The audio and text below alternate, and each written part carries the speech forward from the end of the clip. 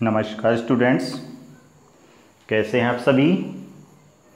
आज की अपनी हिंदी कक्षा में लोक संत दादू दयाल का पाठ पूर्व के वीडियो में हमने पढ़ लिया था। आज इसके प्रश्न उत्तर देखिए। वस्तुनिष्ठ प्रश्न। पहला प्रश्न है, दादू का जन्म स्थान है। उत्तर क, अहमदाबाद। प्रश्न 2, दादू के प्रसिद्ध शिष्य हैं। तो देखिए, पाठ में अपन ने दादू के जो प्रसिद्ध शिष्य पढ़े थे, गरीबदास, रज्जब और सुंदरदास, ये तीनों ही उनके प्रसिद्ध शिष्य हैं। इसलिए इसका उत्तर हो जाएगा घ, उपर्युक्त सभी। अति लघुत्रात्मक प्रश्न। दादू का जन्म कहाँ हुआ। दादू का जन्म अहमदाबाद में हुआ। दादू पंथियों का मानना है कि दादू एक बालक के रूप में अहमदाबाद के पास साबरमती नदी में बहते हुए पाए गए थे। प्रश्न 4, दादू के माता पिता का नाम क्या था। दादू की माता का नाम बसीबाई और पिता का नाम लोदी राम था। प्रश्न 5, दादू के गुरु का क्या नाम था। दादू के गुरु का नाम बुढ़न माना जाता है। किताब में आप फर्स्ट पैराग्राफ में देख लीजिए, आपको ये सारे उत्तर मिल जाएंगे। दादू के गुरु का नाम बुढ़न माना जाता है। प्रश्न 6, दादू पंथ के पंच तीर्थों का नाम लिखें। तो देखिए, जहाँ जहाँ दादू रुके थे और उपदेश दिए थे, उन 5 स्थानों का नाम अपने को लिखना है। तो अपन लिखेंगे, दादू के पंच तीर्थ निम्नलिखित हैं। Dash, Kalyanpur, comma Sambhar, comma Amer, comma Narana तथा भैराणा। ये दादू के पंच तीर्थ है। देखिए स्टूडेंट्स, पूर्व की बोर्ड परीक्षा में यह प्रश्न पूछा गया था। लघुत्रात्मक प्रश्न। दादू ने अपनी जाति क्या बताई थी। दादू ने अपनी जाति के विषय में बताया था कि उनकी जाति जगत गुरु अर्थात ईश्वर है। दादू जात पात में विश्वास नहीं रखते थे। प्रश्न 8, दादू के गुरु परंपरा के बारे में क्या मान्यता है। दादू की गुरु परंपरा के बारे में क्या मान्यता है। के की जगह यहाँ की कर लेना, ठीक है। दादू पंथियों के अनुसार दादू के गुरु बुढ़न नामक एक अज्ञात संत थे। दादू के प्रमुख शिष्य गरीबदास, रज्जब, सुंदरदास आदि थे। दादू ने परम ब्रह्म संप्रदाय की स्थापना की थी, जिसे अब दादू पंथ के नाम से जाना जाता है। प्रश्न संख्या 9, दादू खोल से क्या आशय है। दादू खोल, देखिए, जहाँ पर दादू दयाल जी ने अपना शरीर त्यागा था, जहाँ पर उनकी समाधि बनी हुई है, उस स्थान को दादू खोल कहा जाता है। उत्तर में आपको लिखना है कि दादू दयाल के देहांत के बाद उनके शव को उनकी इच्छा के अनुसार भैराणा की एक पहाड़ी पर स्थित गुफा में रखा गया। वहीं पर दादू को समाधि भी दी गई। इस पहाड़ी को अब दादू खोल कहा जाता है। देखिए, आमतौर पर अपने राजस्थानी में खोड़, खोड़ी, कवर, और यहाँ खोड़ का मतलब शरीर है। जहाँ पर दादू के शरीर को समाधि दी गई थी ना, वो दादू खोड़ कहलाता है। ठीक है। प्रश्न 10, दादू ने निंदा स्तुति के बारे में क्या कहा? निंदा का मतलब होता है बुराई और स्तुति का मतलब होता है प्रशंसा। यानी उस समय लोग दादू की बुराई करते थे तो दादू नाराज नहीं होते थे, और यदि प्रशंसा करते थे तो वो खुश नहीं होते थे। दादू निंदा स्तुति से अप्रभावित थे।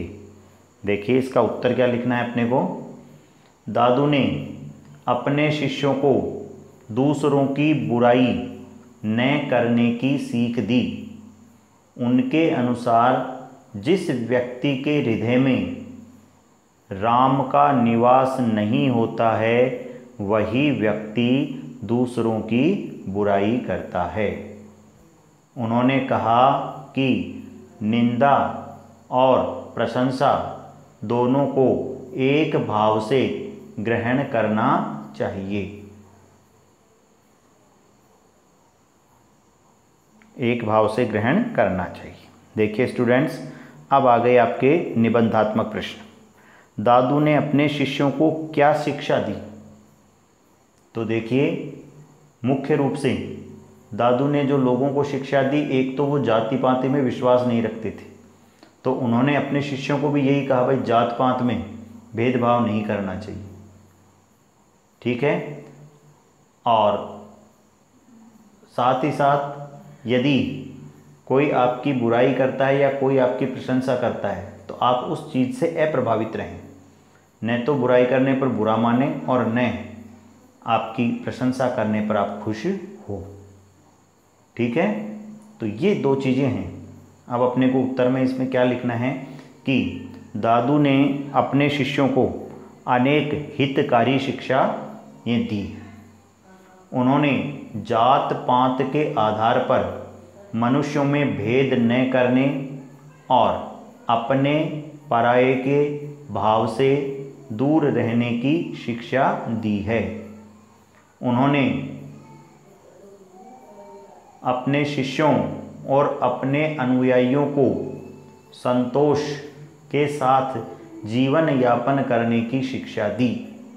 दादू ने अपने शिष्यों को उपदेश दिया कि वे निंदा स्तुति से अप्रभावित रहे। उन्होंने लोहे और सोने में समान दृष्टि रखने, किसी से बैर भाव न रखने, अहंकार न करने और निष्काम भाव से कर्म करने का उपदेश दिया है। तो देखिए, ये दादू दयाल जी की शिक्षाएं हैं। पहली शिक्षा उन्होंने दी, जाति पाति में कोई भेद नहीं होना चाहिए, सब बराबर है, अपने पराये का भेद मत रखो, संतोष के साथ जीवन यापन करो, जो भी आपको मिला है उसी में आप संतुष्ट रहें, और साथ ही साथ निंदा स्तुति से अप्रभावित रहें। साथ ही लोहे और सोने में समान दृष्टि रखें, यानी सबको समान समझें, चाहे वो गरीब हो, चाहे वो अमीर हो, चाहे वो काला हो, चाहे वो गोरा हो, चाहे वो स्त्री हो, चाहे वो पुरुष हो, चाहे वो बूढ़ा हो, चाहे वो बच्चा हो, सबके साथ समानता का व्यवहार होना चाहिए। लड़ाई झगड़ा बैर भाव से दूर रहना चाहिए और निष्काम भाव से लोगों की भलाई करनी चाहिए, काम करना चाहिए। ये इतनी सारी शिक्षाएं उन्होंने अपने शिष्यों को दी थी। प्रश्न 12, दादू के देशाटन एवं उनसे जुड़े पावन तीर्थों पर प्रकाश डालिए। देशाटन का मतलब होता है एक स्थान से दूसरे स्थान पर घूमना। यदि इसका समास विग्रह करें तो देशों में अटन, अटन का मतलब होता है घूमना, एक स्थान से दूसरे स्थान पर घूमना। तो ये कहाँ कहाँ गए? देखिए, पाठ पढ़ाते समय मैंने आपको बताया था कि शुरू के 18 वर्ष तो ये कहाँ रहे थे? अहमदाबाद में रहे थे। उसके बाद में ये मध्य प्रदेश चले गए, उसके बाद में ये राजस्थान आ गए, और राजस्थान में भी अनेक स्थान हैं जिनकी चर्चा अपन ने पाठ में की थी, जैसे कल्याणपुर, सांबर, आमेर, नराना, भैराना, इतने स्थानों पर ये फिरे थे, घूमे थे। इन सब का अपने को वर्णन करना है। देखिए उत्तर लिखेंगे अपन अब कि अन्य संतों की भांति दादू दयाल जी ने भी भारत का भ्रमण किया था। उत्तर भारत में काशी, बिहार, बंगाल तथा राजस्थान में उन्होंने यात्राएं की थी। दादू से संबंधित पवित्र तीर्थों में पहला स्थान कल्याणपुर का है। यहाँ उन्होंने बहुत समय तक साधना की थी। यहाँ दादू द्वारा भी बना हुआ है। सांबर भी दादू पंथियों का पवित्र तीर्थ है। यहाँ दादू की छतरी बनी हुई है। आमेर में भी एक सुंदर दादू द्वारा बना हुआ है। इन सभी तीर्थों में सबसे महत्वपूर्ण नराना या नरेना माना जाता है।